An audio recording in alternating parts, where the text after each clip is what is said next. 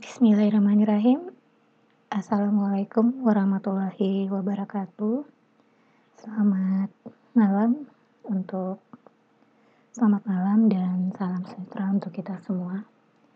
Eee, Hari ini, adalah pertemuan pertama kita untuk mata kuliah biokimia. Untuk pertemuan pertama ini, saya akan menjelaskan tentang kontrak perkuliahan, RPS, rencana pembelajaran semester, dan sedikit tentang pengantar ilmu biokimia. Kita akan mulai dari kontrak perkuliahan biokimia.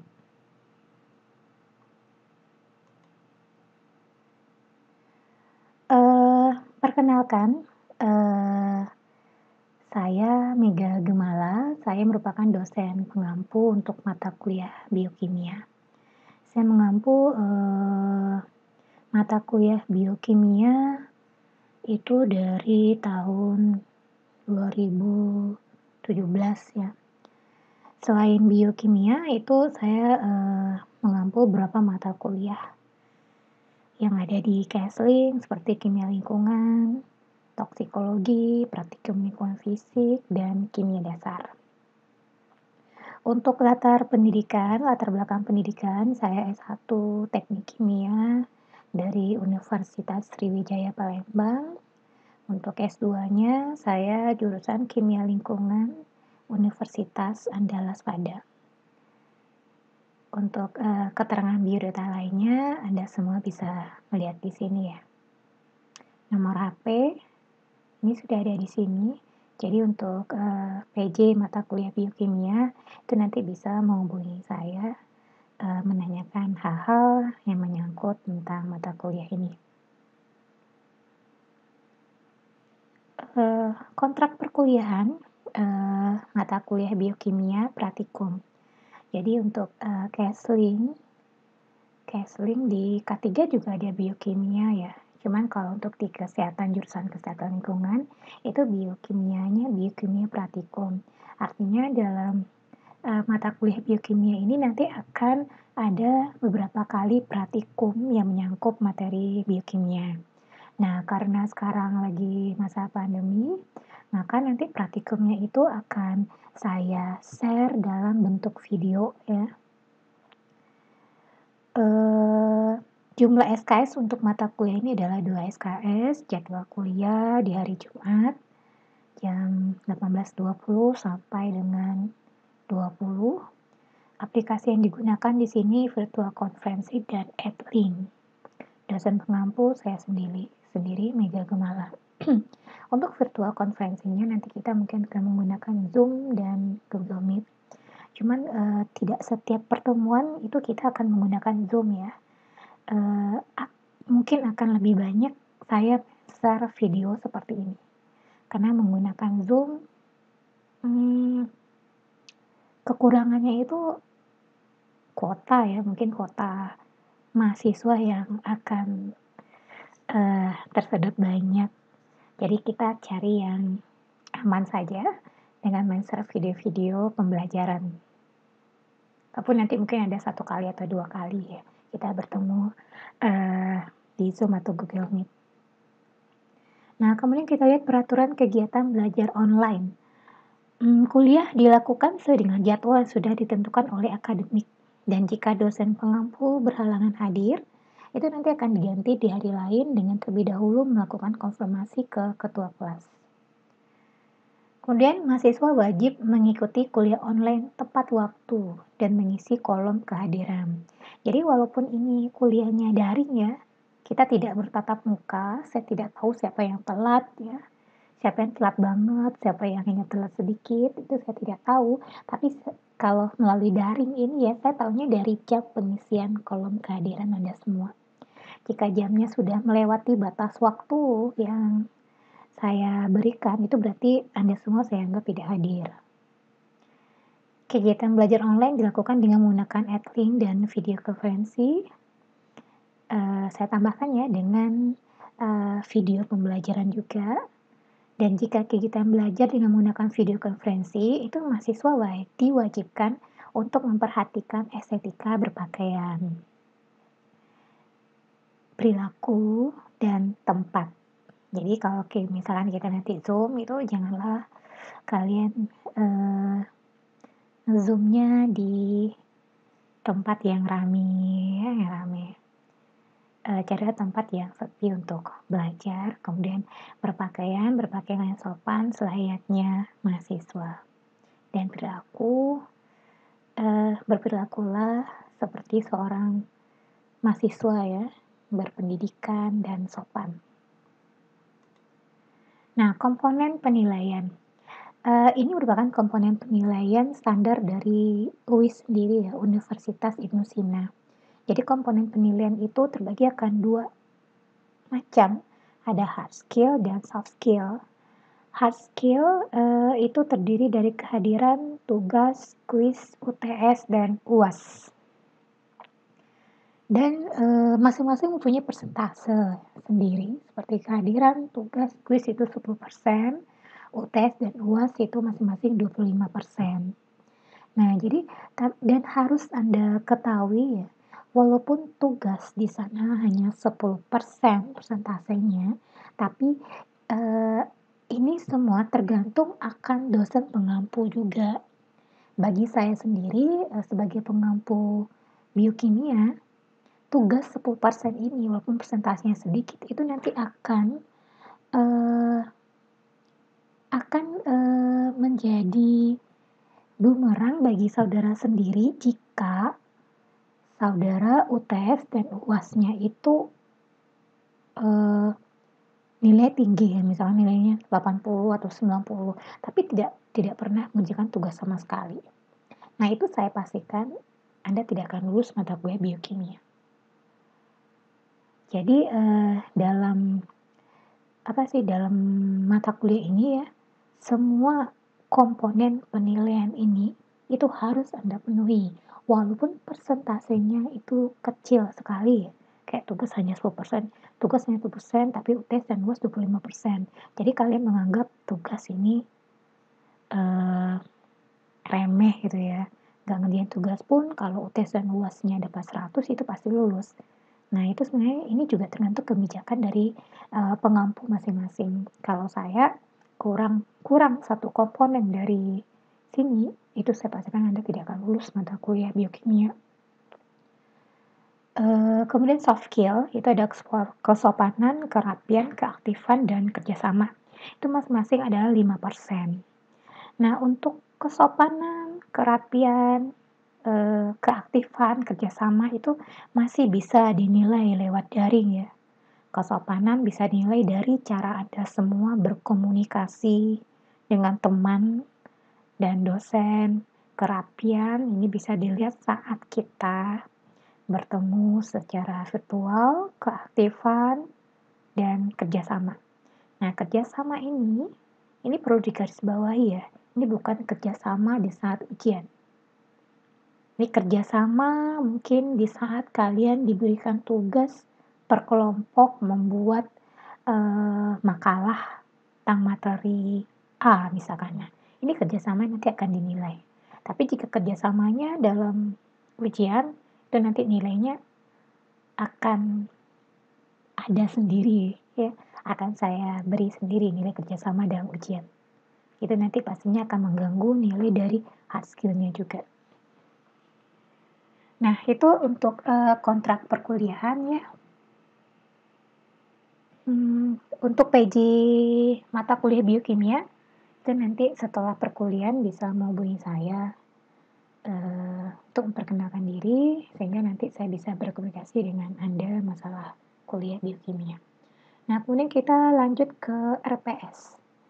RPS biokimia. Nah, ini RPS itu adalah rencana pembelajaran semester. Jadi di sini adalah materi-materi yang akan kita pelajari selama 1 semester ke depan. 1 semester itu ada sekitar 16 kali pertemuan, 2 kali untuk UTS dan UAS. Jadi ada 14 kali pertemuan selama 1 semester. Nah, apa saja yang akan kita pelajari di sini ya? Yang pertama, pertemuan pertama atau sesi 1 itu menyangkut kontrak pembelajaran, pengantar ilmu biokimia, dan RPS, rencana pembelajaran semester. Kemudian sesi kedua itu kita akan pelajari tentang karbohidrat. Apa itu karbohidrat? Klasifikasinya, strukturnya bagaimana, kegunaan karbohidrat itu apa saja. Kemudian lanjut ke sesi ketiga itu tentang mekanisme pencernaan karbohidrat. Kemudian yang keempat ini sesi keempat atau pertemuan keempat ini praktikum. Praktikum tentang uji kualitatif karbohidrat dan uji kuantitatif karbohidrat. Jadi kalau untuk praktikum nantinya itu saya akan share video ya tentang uji kualitatif dan uji kuantitatif. Nanti juga akan saya berikan format laporan. Jadi setelah Anda semua mengikuti praktikum lewat video itu, nanti Anda akan diminta untuk membuat laporan sesuai dengan format yang saya berikan. Jadi penilaian untuk praktikumnya itu seperti itu. Kemudian sesi yang kelima itu tentang asam amino. Apa itu asam amino? Bagaimana struktur dari asam amino? Apa saja klasifikasi dari asam amino? Dan ikatan peptida itu apa? Sini akan dijelaskan di sesi kelima. Kemudian sesi keenam itu tentang protein. Apa itu protein? Bagaimana strukturnya? Bagaimana interaksi denaturasi pada protein? Dan apa itu fungsi protein bagi tubuh kita? Sesi yang ketujuh tentang proses pencernaan protein, sumber protein, penyakit defisiensi protein. Nah, sesi yang ke-8 ini ya, sesi yang ke-8 itu kita praktikum lagi tentang uji kualitatif dan uji kuantitatif protein. Lanjut sesi yang ke-9 tentang enzim. Sesi yang ke-10 atau pertemuan 10 tentang lipid. Yang ke-11 tentang trigliserida. Ke-12 tentang lemak. Kemudian sesi yang ke-13 tentang metabolisme, anabolisme, fotosintesis.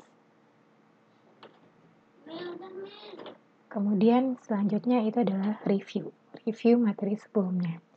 Jadi ini adalah pertemuan kita selama 1 semester ke depan. Nah, nantinya materi yang akan disajikan itu saya usahakan berurutan sesuai dengan RPS. Tapi nanti jika ada saya rasa pertemuan kelima harus dimajukan ke pertemuan keempat ya. Nah, itu nanti saya akan informasikan. Jadi tidak 100% nanti penyampaian materinya akan berurutan seperti ini. Nanti akan saya sesuaikan lagi ya. Tapi kita tetap mengikuti materi di rencana pembelajaran semester ini. Ya, itu untuk RPS-nya, rencana pembelajaran semester selama 1 semester ke depan. Kemudian kita lanjut ke sedikit pengantar tentang ilmu biokimia. Jadi selamat datang ya di perkuliahan biokimia. Kita mulai dari apa sih itu biokimia? Biokimia ini adalah ilmu yang mempelajari reaksi kimia yang terjadi dalam sel atau organisme yang hidup. Jadi di situ ada reaksi kimia dan ada organisme yang hidup. Reaksi kimia berarti tentang kimianya ya, organisme yang hidup berarti tentang biologinya. Jadi biokimia itu merupakan gabungan dari 2 disiplin ilmu biologi, ilmu kimia. Makanya dinamakan dengan biokimia. Itu gabungan kedua ilmu ini, ilmu biologi dan ilmu kimia. Kehidupan kita ini itu tergantung pada reaksi biokimia yang terjadi dalam tubuh kita. Reaksi biokimia yang baik dalam tubuh kita, yang harmonis dalam tubuh kita, itu akan menyebabkan kondisi tubuh kita itu sehat, fit. Sebaliknya, jika tubuh kita terdapat penyakit, ini artinya ada reaksi biokimia atau proses biokimia dalam tubuh kita yang bermasalah. Terjadi atau dikenal dengan terjadi abnormalitas biomolekul dalam tubuh kita. Nah, jadi di situ ada beberapa istilah yang mungkin Anda semua baru dengar. Abnormalitas biomolekul, apa sih itu biomolekul? Nah, itu nanti kita akan lanjut ke situ ya. Nah, kemudian tujuan biokimia. Tujuan biokimia itu apa? Kenapa para ilmuwan menciptakan ilmu baru ini? Kenapa para ilmuwan menggabungkan dua ilmu biologi dan kimia sehingga membentuk ilmu biokimia? Nah, tujuannya itu pertama kali itu adalah menguraikan dan menjelaskan semua proses kimiawi pada sel hidup dalam pengertian molekuler. Kemudian, tujuannya untuk memahami bagaimana kehidupan bermula. Contoh kecilnya itu saat kita makan nasi itu karbohidrat ya. Nah, bagaimana nasi itu sebagai karbohidrat dalam tubuh kita dicerna dalam tubuh kita. Bagaimana proses metabolismenya sehingga nanti nasi menjadi gula. Jika gulanya berlebih dalam darah itu bisa diabetes. Tapi jika gulanya itu sesuai dengan kebutuhan dalam sel, itu nanti akan menghasilkan tenaga bagi kita sendiri. Nah, itu nanti akan dipelajari di dalam biokimia, dalam materi biokimia. Kemudian, sebelum kita lihat hal-hal yang dipelajari ya, tadi ada istilah reaksi kimia tadi ya, istilah reaksi kimia. Biokimia adalah ilmu mempelajari reaksi kimia. Nah, reaksi kimia itu apa sih ya? Apa itu reaksi kimia? Kalau di tingkat SLTA ya, jika Anda semua masuk di di SMA itu ada jurusan ya, ada jurusan IPA ya. Jurusan IPA itu pasti ada mata pelajaran kimia.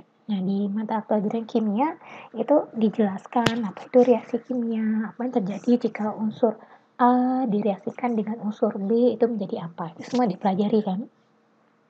Nah, jika diartikan itu reaksi kimia itu adalah reaksi dua zat atau lebih yang akan menghasilkan zat baru. Nah, zat baru itu nanti akan berbeda dengan zat asalnya. Itu dinamakan dengan reaksi kimia. Jika A tambah B itu akan menghasilkan C. Nah, C ini berbeda sifatnya dengan A dan B. Contoh reaksi kimia seperti kalau dalam contoh reaksi kimia itu seperti ini. Kalau misalkan amilum itu akan berubah menjadi glukosel dengan berbagai macam rangkaian reaksinya. Protein itu akan jika direaksikan itu akan berubah menjadi asam amino. Lemak akan menjadi asam lemak. Nah, reaksi kimia dalam tubuh kita ini atau dinamakan dengan reaksi biokimia itu selalu menggunakan enzim. Di enzim itu disebut sebagai katalis, sebagai zat yang membantu reaksi kimia itu cepat berjalan. Itu dinamakan dengan enzim. Di setiap reaksi biokimia atau reaksi kimia terjadi dalam tubuh kita itu pasti membutuhkan enzim. begitu banyak sel dalam tubuh kita yang bereaksi ya. Jadi dalam tubuh kita ini, eee, banyak sekali macam-macam enzim yang ada di sini. Nanti untuk materi enzim itu akan ada tersendiri ya.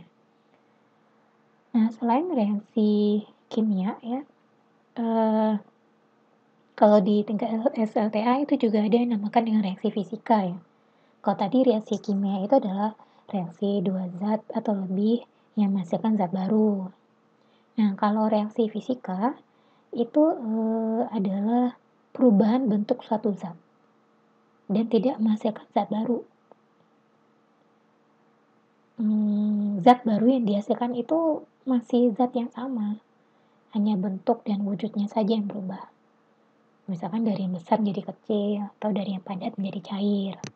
Contoh reaksi atau proses fisika itu seperti es berubah menjadi air.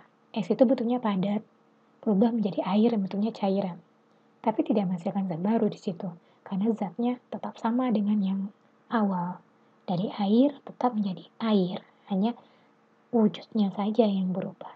Nah, itu perbedaan fisika, reaksi fisika dengan reaksi kimia. Kalau kimia dia pasti menghasilkan zat baru yang tidak akan dapat balik lagi ke zat semula. Contohnya kayak, kalau contoh gampangnya itu kalau di SMA dulu, kalau tadi Ibu contohin amilum menjadi glukosa ya. Kalau di SMA contohnya nasi membusuk gitu. Nasi membusuk, itu kan nasinya udah bau ya, udah bau itu tidak akan balik lagi kan menjadi nasi. Itu dinamakan dengan reaksi kimia. Atau kertas yang terbakar. Kertas terbakar itu nanti hasilnya akan menjadi karbon ya. Itu tidak akan bisa balik lagi menjadi wujud awal seperti kertas. Nah, itu dinamakan dengan reaksi kimia. Kemudian kita lihat tujuan biokimia, tujuannya sudah tadi ya. Kita lihat hal-hal yang dipelajari dalam ilmu biokimia itu apa saja. Yang pertama itu mempelajari struktur kimia dan sifat zat pada konteks sel dan jaringan. Kemudian mempelajari interaksi antara biomolekul, sintesis, mempelajari bagaimana cara memperoleh energi oleh sel dan bagaimana memanfaatkan energi tersebut. Mempelajari aktivitas katalitik enzim, bagaimana cara kerja enzim sehingga reaksi kimia dalam tubuh dapat berlangsung. Bukan hanya dapat berlangsung, tapi dapat berlangsung dengan cepat. Kemudian mempelajari proses perubahan makanan menjadi sinyal yang berguna pada tubuh, seperti yang Ibu contohkan sebelumnya. Nasi yang kita makan, itu dalam tubuh kita bagaimana metabolismenya. Bagaimana si nasi ini bisa berubah menjadi energi, menghasilkan energi sehingga kita bisa beraktivitas. Kemudian kita pelajari bagaimana penyimpanan, pemindahan, dan ekspresi informasi secara genetika. Nah, untuk yang terakhir ini, kalau waktu pertemuannya cukup ya itu akan diterangkan. Nah, kemudian kita lihat hubungan biokimia dengan ilmu lainnya apa. Seperti yang pertama ada kimia organik.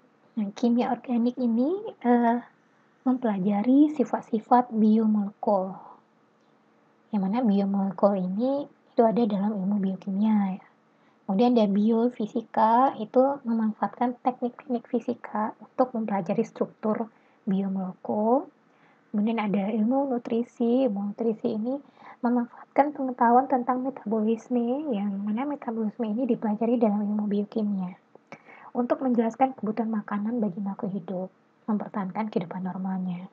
Kemudian dalam bidang kesehatan, itu untuk mencari pemahaman tentang keadaan sakit dari sudut pandang molekuler. Nah, kemudian kita lihat manfaat ilmu biokimia ini untuk kehidupan itu apa saja.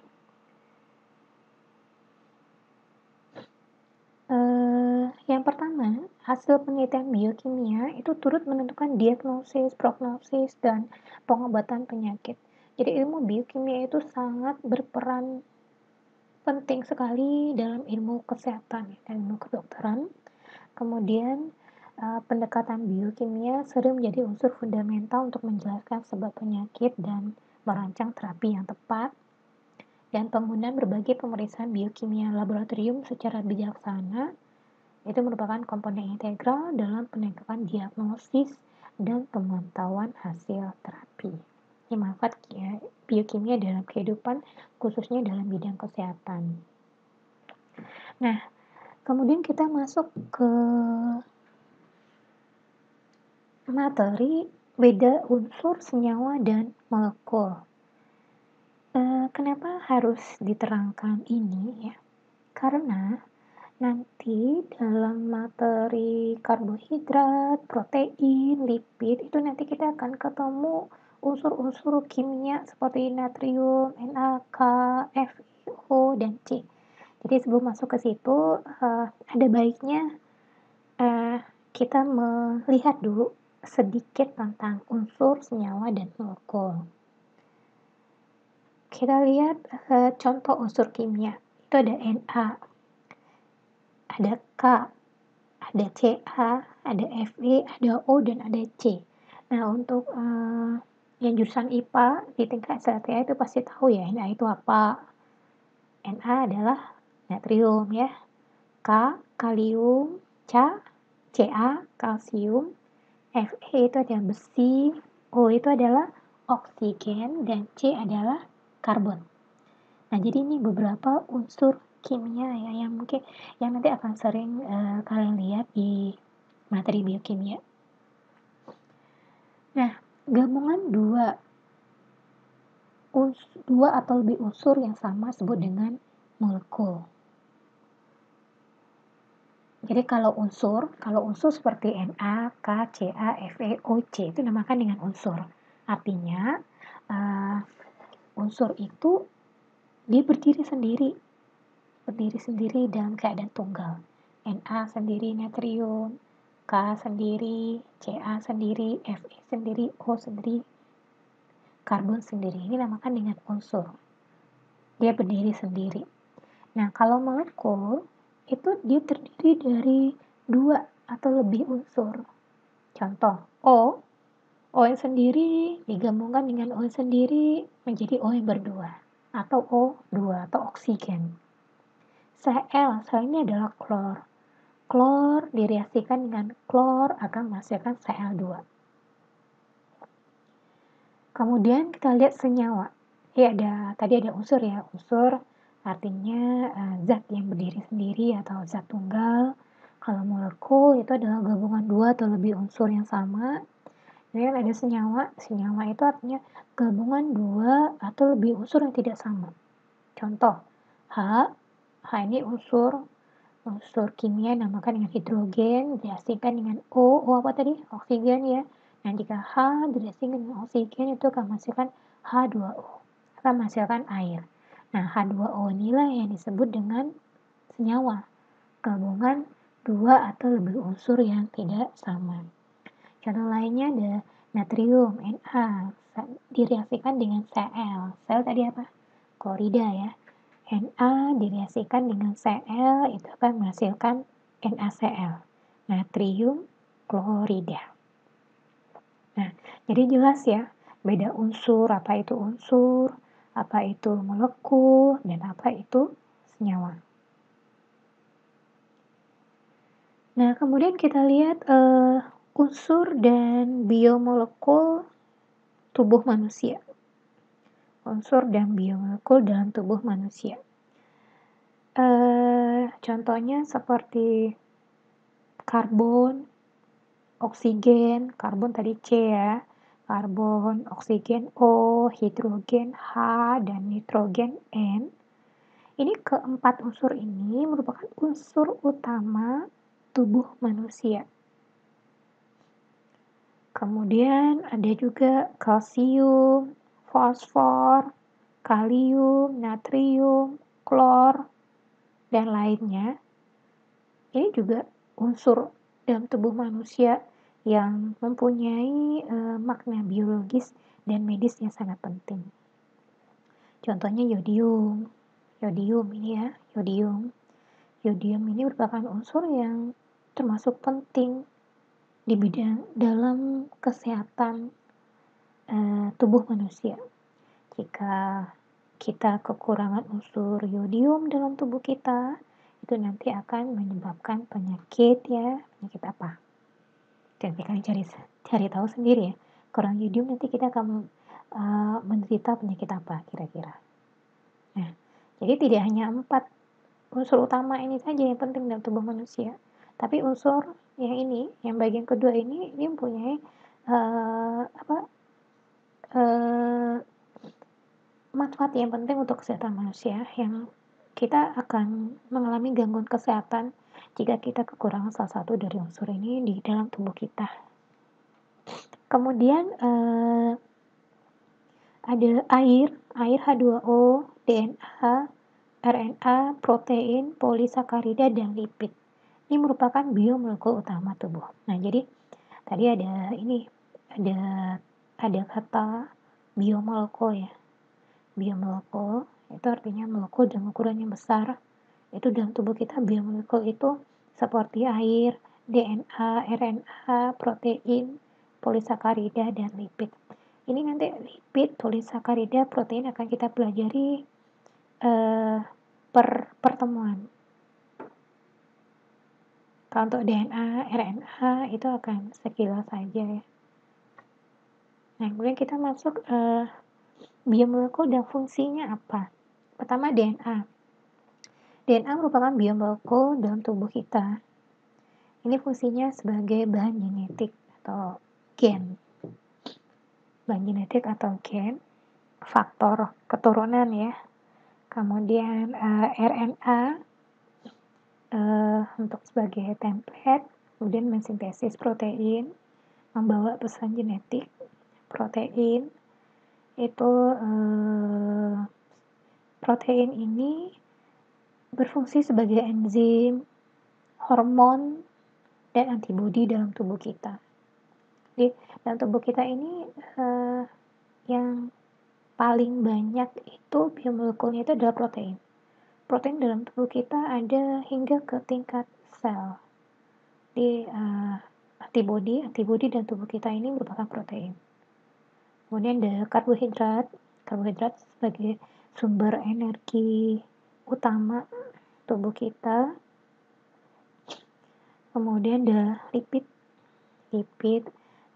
untuk membran sel, sebagai pelarian vitamin A, D, K, dan juga sebagai simpanan energi.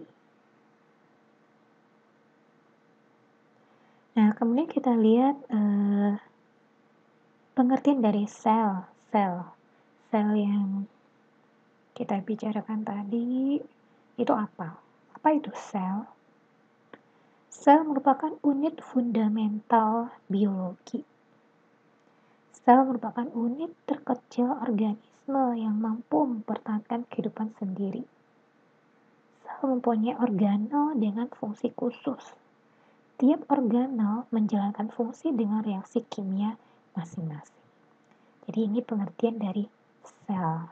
Sel itu unit yang paling kecil yang ada dalam tubuh kita. Yang masing-masing sel itu mempunyai fungsi dan tugas masing-masing. Nah, sel ini akan dipengaruhi oleh metabolisme dari biomolekul itu sendiri. Nah, nanti kita akan melihat bagaimana sih hubungan antara sel dengan metabolisme dari karbohidrat, lipid, dan protein. Nah, untuk pengantarnya sampai di situ dulu ya. Setelah ini itu Ibu akan memberikan video yang berisi tentang apa itu biokimia. Dan nanti kalian akan lihat setelah ini. Dan setelah kalian melihat video ini, akan ada tugas yang harus dikerjakan dan dikumpulkan pada waktu yang sudah ditetapkan.